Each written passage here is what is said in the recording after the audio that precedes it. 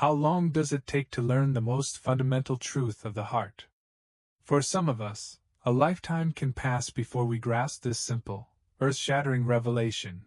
We should only ever build a life with those who are utterly, unequivocally enthusiastic about us. Right from the very start. No persuasion necessary.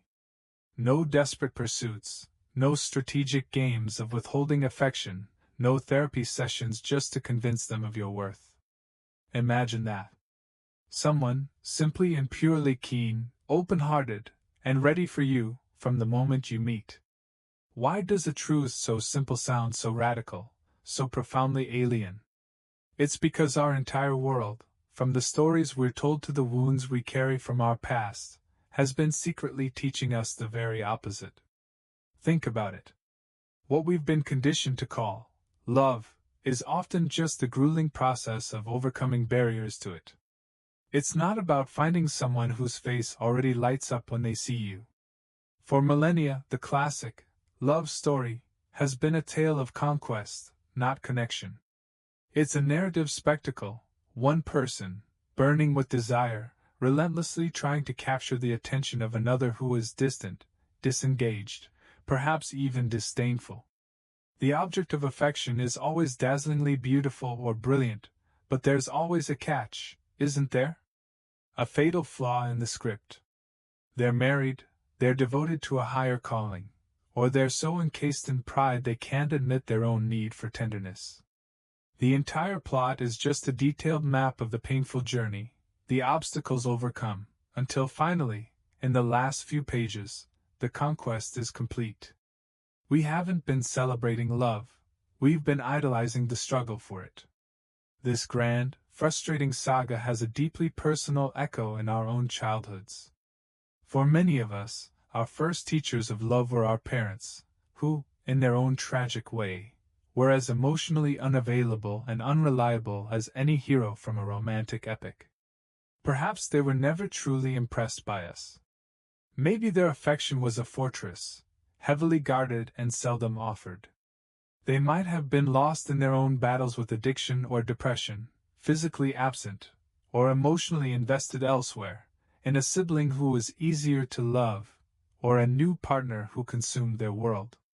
And from this primal classroom, what did we learn? We learned that real love feels like a constant state of unfulfillment. It's about delay, resistance, and the gnawing feeling of being unworthy. It's being put on hold while the person you yearn for weighs their other options.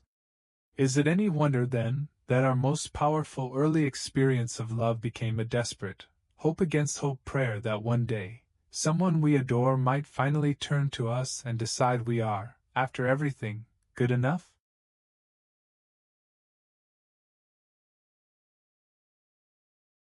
And so, we carry this broken blueprint into the world of dating, completely blind to the trap we're setting for ourselves. We see no red flags when a potential partner says they like us a lot, but are conveniently too busy to see us for the next month. We don't flinch when they casually admit they're choosing between us and two other people. We normalize the partner who can never bring themselves to initiate intimacy, or even hold our hand in public. Imagine the sheer absurdity. You find yourself trying to persuade your partner to go to therapy, not for their own well-being, but in the desperate hope that a therapist can finally convince them that they do want you. You find yourself auditioning for their affection, trying to prove you're just as fun as a Saturday night out with their friends. We accept this emotional starvation as the price of admission. But is it a price worth paying? Let's cut through the noise with a dose of brutal honesty. A good life with someone is already a universe of complexity, managing finances, raising children, navigating sexual intimacy, sustaining friendship. The challenges are immense. Therefore, the absolute, non-negotiable starting point, the one thing you cannot compromise on, is having a partner who is already at the table, matching your conviction from day one. You can be forgiven for having been charmed by the others, the coy, the troubled, the emotionally distant ones who leave your messages unread. Their damage can seem alluring, their unavailability a mystery to be solved. But this is not a novel, and you are not a detective. This is your one, precious life. Stop trying to replay the painful dramas of your childhood. Stop trying to be the savior for theirs. Let's be perfectly, brutally clear. Let's paint the picture so vividly that you can never unsee it. It is not love if you wake up and your first conscious thought is an anxious inventory of their online status, wondering if their silence is punishment or just distraction. It is not love if you have to meticulously craft every text message like a diplomat negotiating a treaty, terrified that one wrong word, one extra emoji, will cause them to withdraw. It is not love if you have to chase them for a reply while they are perpetually out of battery, swamped at work, or lost in some other vague excuse that hangs in the air like smoke. They have enough energy to update their social media, to engage with strangers online, to pursue their hobbies, but somehow, when it comes to offering you a simple, reassuring connection, their energy reserves are mysteriously depleted. It is not love if their answers are evasive, if they speak in riddles and generalities when you ask for clarity about your future. It is not love if they're secretly, or not so secretly, liking the photos of potential rivals while telling you you're the one their heart is set on. This isn't just about insecurity, it's about a fundamental lack of respect. It is not love if they become aggressively defensive when you express a legitimate, human need for connection, for reassurance, for a sign that you matter. They don't hear your vulnerability, they hear an accusation.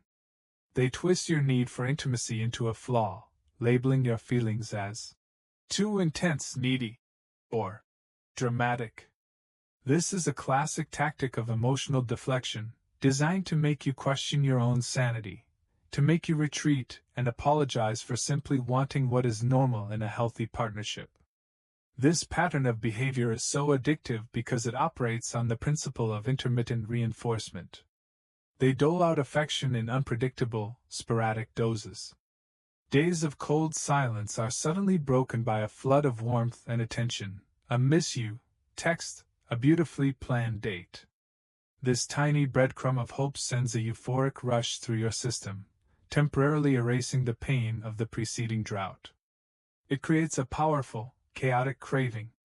You become addicted not to the person, but to the desperate hope of winning back that fleeting moment of connection. You tolerate the lows because the intermittent highs are so potent. You're not in a relationship.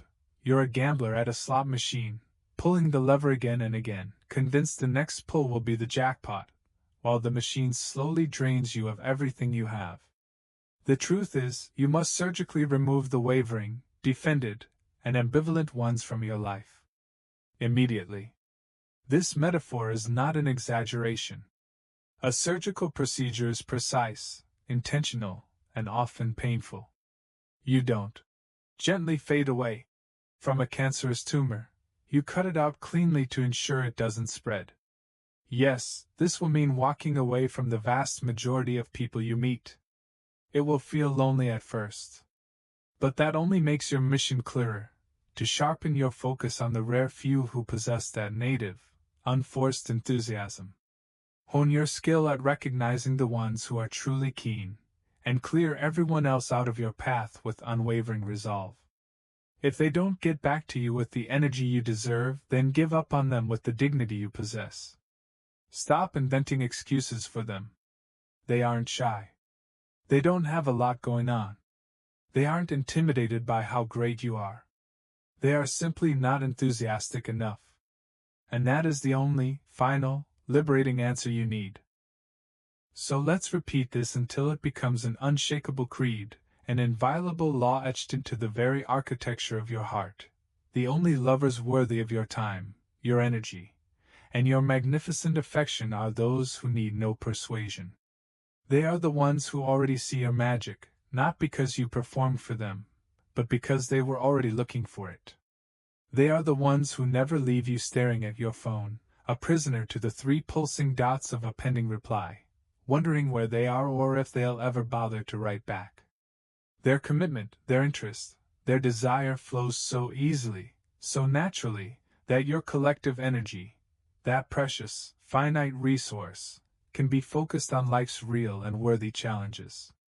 You can build a business together, raise resilient children, explore the world, or simply find joy in the quiet miracle of a shared life. You are a team facing outward at the world, not two adversaries facing inward, perpetually litigating the validity of your own connection. The others? Let's be honest about them. They might be fascinating, like a complex puzzle you can't quite solve. They might be beautiful, a work of art that is captivating to behold. They might be perpetually on the verge of a life-changing epiphany, which they promise is coming any day now, maybe after that trip to India or a new course of therapy. They are perfect material for a heartbreaking song, a dramatic movie, or a rich psychoanalytic case study. They can generate endless late-night arguments, thrilling reconciliations, and a story you can tell your friends that will have them on the edge of their seats. But for you, right now, in the context of your one, real, unrenewable life, they are a catastrophic waste of your time. They are an emotional and energetic black hole. Let's visualize two potential futures. In future A, you choose the fascinating puzzle. Your life becomes a relentless cycle of anxiety and relief. Your energy is consumed by deciphering their moods, managing their insecurities, and begging for the basic pillars of a relationship. Your conversations with friends are autopsies of your last fight. You feel profoundly alone even when they are in the same room. The story ends, as it almost always does, in the bitter exhaustion of one person finally realizing they cannot change another. Now, imagine future B. You choose the enthusiastic partner. The foundation is solid from the start. Your energy is not spent on proving your worth, but on building a shared world. The conversations are about dreams, plans, and ideas. Laughter is frequent and easy. When challenges arise, you turn towards each other, not away from each other. There is a deep, quiet peace that comes from knowing you are unconditionally chosen, every single day. This is not the stuff of dramatic fiction, because its beauty lies not in conflict, but in consistency. It is the steady, nourishing rhythm of real love. The final choice, then, is not merely about who you date. It is about who you want to be. Do you want to be the archaeologist, forever digging through someone else's ruins in hope of finding a treasure? Do you want to be the martyr, sacrificing your peace for the fleeting glory of being the one who stayed? Or are you ready to be the architect, the creator, the protagonist of your own story? So, I ask you one last time, are you ready to stop auditioning for a role in someone else's confused, low-budget drama, and start casting the loving, stable, and magnificent co-star for your own epic life? The power was always yours. It's time to use it.